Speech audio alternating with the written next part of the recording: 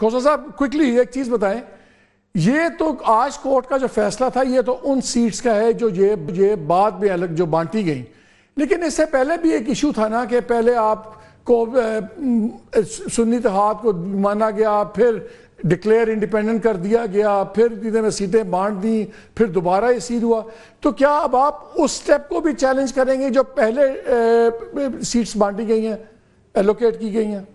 اس کا راستہ کھلا ہے؟ بالکل کھلا ہے، ہماری دونوں پٹیشنز موجود ہیں۔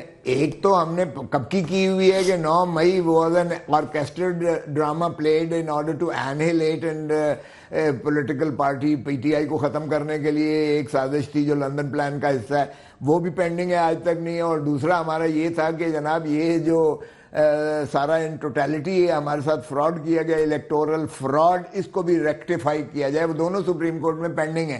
ایز اے پارٹی ہماری پینڈنگ ہے، اگرچہ جنرلی تو انڈیویجولی تو ہم ٹرائبونلز میں یا الیکشن کمیشن میں ہم نے وہ چیلنج کیا ہوا ہے فارم 47 کی، جو جیتنے والے ہیں جو بھی فراڈ ہوا وہ الیکٹورل فراڈ۔ میں ذرا اس پہ فوکس کرنا چاہ رہا ہوں، میں اس پہ ذرا چودھری صاحب کا بھی لے لوں۔ چودھری صاحب یہ جو آج فیصلہ ہوا ہے، کیا اس سے کوئی راستہ کھلتا ہے؟ جو پی ٹی آئی والے پہلے کہہ رہے تھے کہ دیکھیں جو پہلی بھی سیٹس ڈسٹریبیوشن ہے ہمیں آزاد ڈکلیئر کر کے ہمیں وہ نہیں دی گئیں، باقیوں کو پارٹیز ریکگنائز کر کے وہ سیٹس بانٹ دی گئیں، یہ تو وہ والی سیٹس ہیں جو ری ڈسٹریبیوٹ ہوئی تھیں ان کو آفٹر سنی اتحاد کو ریکگنائز کرنے کے بعد ایز اے پارٹی، تو کیا راستہ کھل گیا ہے پرانی دوسری سیٹس ایلوکیشن کو بھی چیلنج کرنے کا کہ وہ کلوزڈ میٹر ہے؟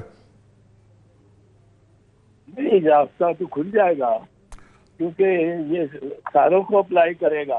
میں تو آپ کو کہہ رہا ہوں کہ سٹنگ ایم این ایز ہیں وہ بھی جائیں گی اگر تو supreme court decide according to the what my interpretation ہے کہ فنڈامنٹل رائٹ ہے پارٹی میں، یو کانٹ سے کہ صرف یہ 6 پارٹیز میں آپ کو جوائن کر سکتے ہیں، آپ کے پاس 175 کی چوائس ہے، اور یہ اس کو آپ ڈس انٹیگریٹ۔ تو اگر یہ انٹرپریٹیشن یہ لیتے ہیں تو پھر جو پہلے سیٹس بٹی ہیں پھر وہ بھی آپ کے خیال میں انڈو ہو جائیں گی؟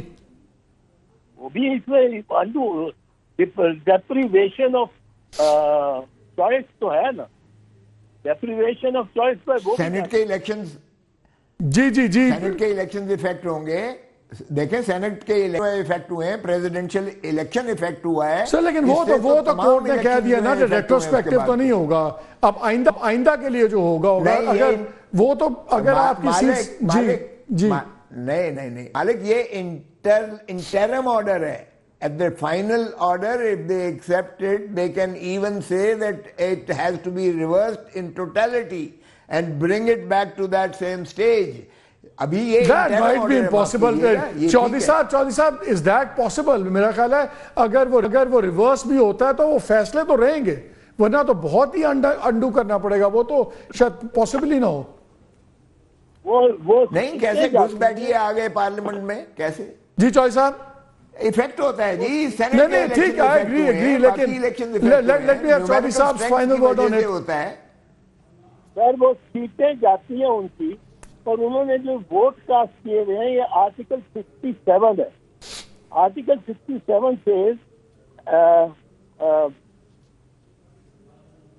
سر پھر سپریم کورٹ آپ کے خیال میں اتنا بڑا پینڈورا باکس کھولے گی کہ پریزیڈنشل انڈو ہو جائے، سب کچھ انڈو ہو جائے؟